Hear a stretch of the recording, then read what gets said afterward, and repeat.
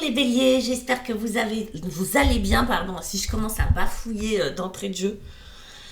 Qu'est-ce que ça va donner cette lecture de tarot? J'espère que vous allez bien, c'est le mois d'avril là que l'on va regarder, c'est les mois de votre anniversaire, je dis les mois entre mars et avril, c'est vous les béliers, bon anniversaire les béliers. On va regarder votre mois d'avril avec l'oracle bleu, que voici, et le tarot des éléments, je vous montre voilà la boîte, ça sera plus pratique, voilà, qui est très joli, qui est très symbolique, qui donne d'autres infos que le tarot de Marseille, c'est un peu différent, donc on va aller voir, on va combiner tout ça et on va regarder ce que vous réserve ce mois d'avril. Oh là là, j'ai Mercure en rétrograde, je sais pas, il y a quelque chose. Pendant que je fais ce tirage pour vous, n'hésitez pas, si vous souhaitez une consultation avec moi, à m'écrire. Il y a le mail, il y a mon mail qui est juste en dessous de la vidéo à écrire. Et il y en a eu 2 là. Et voilà, et je propose des consultations d'1 heure complète où on peut vraiment tout voir, ou des consultations de 30 minutes si vous avez 1 ou 2 questions qui vous tracassent, même parfois 3, ça dépend ce qui sort. Voilà, et puis vous pouvez effectivement me joindre aussi sur Wengo ou Astro Center pendant les heures les créneaux horaires qui sont affichés. Chers amis, nous avons un jeu très coloré devant nous, et on commence avec la fin, les amis, avec Éon, l'arcane 21, la synthèse, c'est moi la première et la dernière, c'est moi l'énoncé de mon nom. Quand on l'a en début de jeu comme ça, cette carte-là, cet arcane-là, 21, c'est qu'on arrive au bout de quelque chose. Quand on arrive au bout de quelque chose, on est content, mais après on n'est plus content. Vous savez, on est comme ça, nous les êtres humains, on désire quelque chose, on court après, une fois qu'on l'a, il faut du changement. Non, l'idée, sans rire, vous êtes arrivé à la fin d'un cycle, c'est comme si votre peau était trop petite, c'est comme si vous alliez muer, vous voyez, c'est comme la chenille qui dit, bon allez, là, il faut que je passe un cap. Il y a un cap à passer. Ça peut être assez désagréable, comme ça peut être ok, accepté, etc. Cette étape-là, du 21, c'est j'ai accompli plein de choses. Je suis dans un état où je ressens qu'il va falloir passer à l'étape supérieure, mais je ne sais pas forcément comment. Le changement, je ne sais pas comment l'amener. Vous savez, on fonctionne beaucoup avec des habitudes, avec des systèmes qui fonctionnent bien. Et puis, pour changer de système, souvent on bug un peu. Comment on fait pour passer à l'étape d'après? Donc, c'est un peu enfermant de l'avoir comme ça au début. C'est un peu, bon, qu'est-ce que je fais maintenant? Mais vous voyez, ça, vous avez eu votre anniversaire, ou vous allez avoir votre anniversaire, les béliers. Voilà, on termine un chapitre, c'est même pas un chapitre, on ferme un livre et on en réouvre un. Qu'est-ce qui va se passer? Donc on pourrait être curieux de savoir ce qui va se passer, comme certains béliers pourraient être un peu genre, qu'est-ce qui va se passer? Vous voyez, il y a plusieurs versions, il y a plusieurs façons de l'appréhender, ce monde-là, ce dieu Éon. C'est vraiment quelque chose qui est très personnel à chacun. L'idée là, avec cette carte là, on a la terre, donc le monde, la terre, parce que Éon c'est le monde, Éon, la terre, on nous parle d'être reliés, on nous parle d'être en connexion, quoi qu'il arrive, que pour vous ça soit une bonne ou une mauvaise nouvelle d'avoir terminé un chapitre et un livre et d'en réouvrir un. Il y a de toute façon cette connexion à la Terre. Connectez-vous. Là, on va nous parler d'ancrage. Vous voyez, on a le signe du taureau qui est là. On va nous parler d'ancrage, d'être relié. Et moi, quand je parle de ça, je parle de physiquement. Là, on nous parle de très concret. On n'est pas dans un truc nébuleux. On est les pieds dans la terre, concrètement parlant. Balade en forêt, balade sur la plage, ce que vous voulez, d'accord? Mais être en contact avec la terre qui nous porte. D'accord? C'est vraiment ça. C'est vraiment cet élément-là. Pourquoi on vous le donne? Vous allez voir que ce jeu-là, il y a beaucoup de choses très mystiques, d'accord? On est alors toujours dans le tarot, mais il y a vraiment presque un peu de psychomagie dans tout ça. Mais vraiment pour passer ce cap-là, si jamais vous êtes le bélier ou la bélier qui disent oh là là, mon anniversaire, puis derrière qu'est-ce que je vais faire, etc. Réfléchissez pas en fait. Ça doit pas passer par le mental, ça doit passer par le corps. Là, on va nous parler du corps avec la Terre. Ok ? Et pourquoi on vous donne ce petit conseil ? Je me demande. Eh bien parce que 9 de bâton, c'est votre défi. Le 9 de bâton avec le... 9 de bâton, 9 de feu, c'est écrit 9 de feu, mais c'est la même chose. Le rayonnement.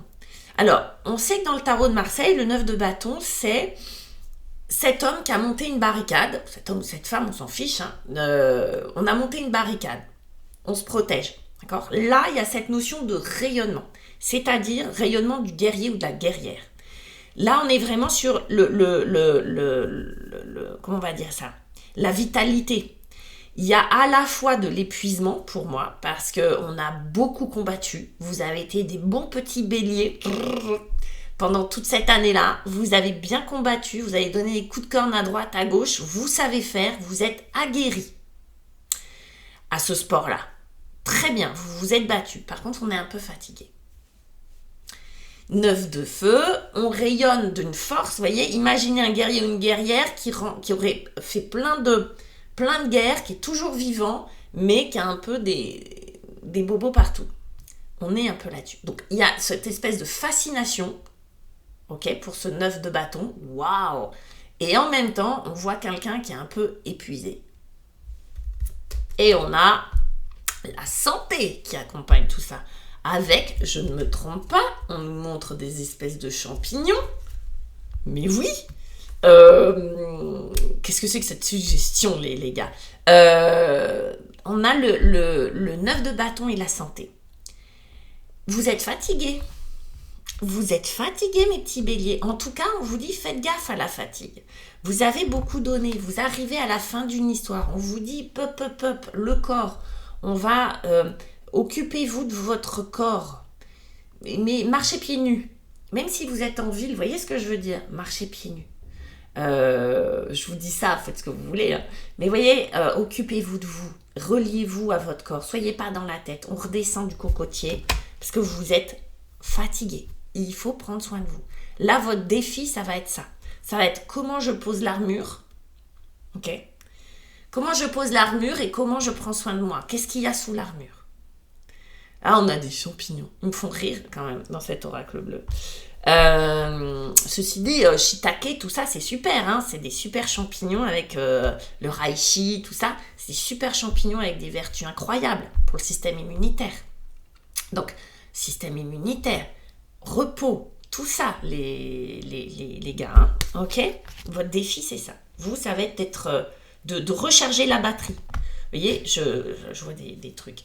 De recharger la batterie, votre batterie. Comment on y arrive ? Du feu. Le feu, c'est vous, hein, les béliers. Hein. Le père de feu, le roi de bâton. Wow. Roi de bâton. Ça peut être un coach, hein, d'accord ? Ça peut être un toubib, ça peut être... En tout cas, c'est quelqu'un d'hyper charismatique.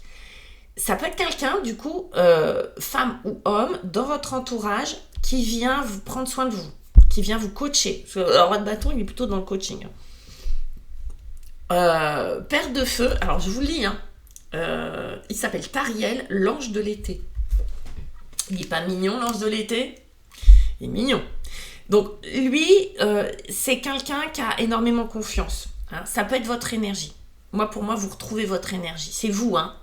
L'archétype du bélier, c'est le roi de bâton. C'est vous, le roi de bâton. Mais ça peut être un personnage qui vous aide à vous retrouver, vous. Ça peut être un ami, une amie, un compagnon, j'allais dire une compagnonne, une compagne. Vous voyez, c'est quelqu'un qui vient vous redonner une impulsion. Ça peut être un thérapeute. Bref, un énergéticien, une énergéticienne. Mais c'est quelqu'un qui vient vous redonner cette énergie du père de feu, c'est-à-dire du roi de bâton, extrêmement charismatique, hein, le roi de bâton. Extrêmement sûr de lui, pas sûr forcément position haute, j'ai tout compris, vous savez rien, non, sûr dans sa façon, sûr parce qu'il se connaît bien, confiant en lui parce qu'il se connaît et que finalement, il a traversé tellement d'épreuves, tellement de guerres, que vous voyez son rapport au monde, son rapport à la mort, son rapport à tout ça, vous voyez, il a visité tout ça. Donc il a une certaine posture, il a une certaine confiance, d'accord ? Il n'est pas en train, vous voyez, il va pas s'ébranler aussitôt qu'il y a un stress ou une mauvaise nouvelle. Il assure, en fait. Donc ça, c'est votre énergie que vous gagnez, que vous récupérez, en même temps que vous récupérez la sérénité. Moi, j'ai franchement l'impression qu'il y a un personnage, femme ou homme, qui a cette énergie ou qui va vous donner cette énergie-là, qui va vous remettre sur les rails sur ce mois d'avril, d'accord ? Qui va vous dire, oh, on s'occupe de soi, on met les pieds dans la terre, on s'occupe de soi et regarde tout ce que tu as accompli en fait. Tu peux pas t'ébranler, sois serein, maintenant c'est terminé. La guéguerre, elle est finie. Tu peux être serein ou sereine. Vous voyez cet homme de dos, parce que c'est un homme, hein, c'est un dos de mec ça, hein, de dos face à la lune dans la nuit avec un cristal de roche taillé. La sérénité. Elle est symbolique cette image parce que ça se passe la nuit, c'est devant une pleine lune, c'est devant une lune, et il est serein. C'est-à-dire que ce personnage est serein avec ce qui se passe à l'intérieur de lui. Ce personnage est serein avec sa part inconsciente. Vous voyez, l'autre, avec ça y est, il a réglé son problème d'angoisse, d'insomnie, de tout ça. Vous voyez, il est serein. Ok ? Donc il est serein avec l'autre part de lui, sa part inconsciente qui venait peut-être avant le titiller, lui dire c'est pas bien, tu devrais pas faire ça. Okay. Là, il y a de la sérénité, il y a de la confiance. Et puis, pour finir, les amis, regardez comme elle est Mimi, on a la fille d'eau. Alors là, on est dans les coupes. Et on a une fille. Donc la fille, c'est un peu l'équivalent du valet en meuf, en fille. Ça change pas grand-chose. C'est juste que, comme c'est une énergie féminine, et vous pouvez être un bélier, hein, les gars, mais comme c'est une énergie féminine, c'est une énergie qui est très intime, tournée vers l'intérieur. Les émotions, ça permet quoi pour moi ? Là, une petite libération émotionnelle. On passe sur quelque chose de nouveau avec les filles ou les fils, donc les valets. On a cette notion de nouveauté, d'apprentissage, de quelque chose de frais, de nouveau qui arrive dans les émotions. Donc il y a quelque chose qui s'éveille au niveau du cœur. Ça peut être une rencontre qui vous fait ça, ça peut être tout d'un coup vous êtes sorti d'une espèce de stress et vous avez la possibilité du coup de ressentir de nouveau des choses nouvelles, ok ? Comme si, vous voyez, on s'éveillait à quelque chose. Là, j'ai vraiment de l'éveil intérieur. Quand on est préoccupé par quelque chose, qu'on est soit dans le mental ou soit dans une attitude de combativité, compliqué de faire attention à ce qu'il y a de plus subtil et de plus beau et de plus merveilleux, de plus délicat à l'intérieur de nous. Là, c'est cette carte-là, d'accord ? C'est vraiment de la délicatesse émotionnelle. C'est vraiment la rosée sur les petites fleurs le matin, le rayon de soleil, le cuicui des oiseaux. Vous voyez, on est vraiment dans quelque chose d'extrêmement doux, d'extrêmement beau, d'extrêmement joyeux, comme si votre cœur pouvait s'éveiller de nouveau à quelque chose de doux, de nouveau, de merveilleux. Bien sûr que ça peut être une nouvelle histoire qui arrive dans votre vie, que ça peut être un réveil dans votre histoire qui existe déjà. Je parle émotionnel, donc forcément amoureuse, mais ça peut être amical, ça peut être vous vis-à-vis de vous, parce que vraiment, la fille d'eau, c'est vraiment très intime, c'est moi vis-à-vis de moi. Il y a quelque chose qui est en train de bourgeonner, quelque chose qui est en train de fleurir à l'intérieur. Je donne des métaphores parce que ça peut vraiment être différent pour chacun de vous. Vous l'adaptez vraiment. Mais voyez cette espèce de... Là, on était dans le feu, dans les bâtons, dans la combativité, dans la fin de quelque chose. Et là, un éveil avec de l'eau, avec des émotions, avec peut-être que vous allez pleurer facilement, peut-être que vous allez vous émerveiller facilement, voyez, sur quelque chose que vous ne voyiez pas autrefois parce que vous aviez la tête occupée ailleurs. Là, c'est tout d'un coup, c'est waouh, en fait, c'est beau la vie. Et puis en plus, pour appuyer ce truc-là, on a la mer. Et on a commencé avec la terre, on finit avec la mer, les gars. De l'eau, des émotions, et la mer, ça brasse, hein, d'accord. La mer, c'est, vous voyez, on a des mers calmes, puis on a des mers agitées. La mer, c'est vraiment, et puis c'est l'élément, on vient de là, hein, d'accord, on a pris naissance dans la mer. Nos larmes, c'est de l'eau de mer. Notre sang, il est très très proche de l'eau de mer. On vient de là, c'est vraiment l'origine. Il y a quelque chose, vraiment, moi j'ai l'impression, avec d'où je viens, qu'est-ce que je suis venue faire sur Terre. Vous voyez, comme un retour aux sources, comme un retour aux origines, pour mieux s'émerveiller, pour mieux appréhender l'avenir. Ok, c'est mon anniversaire, j'ai un an de plus et je vais commencer cette année-là par poser les armes, faire un petit bilan, me regonfler, faire attention à moi et me réancrer et faire attention un peu plus à ce que je ressens, à mes émotions. Voilà. Donc qu'elles soient agitées, ces émotions, que la mer soit agitée ou calme, peu importe. Il y a l'idée vraiment d'être en communication, de laisser couler les larmes, c'est ok, de joie ou pas, peu importe. Il y a une espèce de digestion émotionnelle et surtout un éveil incroyable. Et on a vraiment cette sensation de voir des pétales, un pétale. C'est des couleurs, vous voyez, les couleurs pastel, cette idée de nudité, cette idée de simplicité, cette idée de tout est là. Vous voyez, tout est là.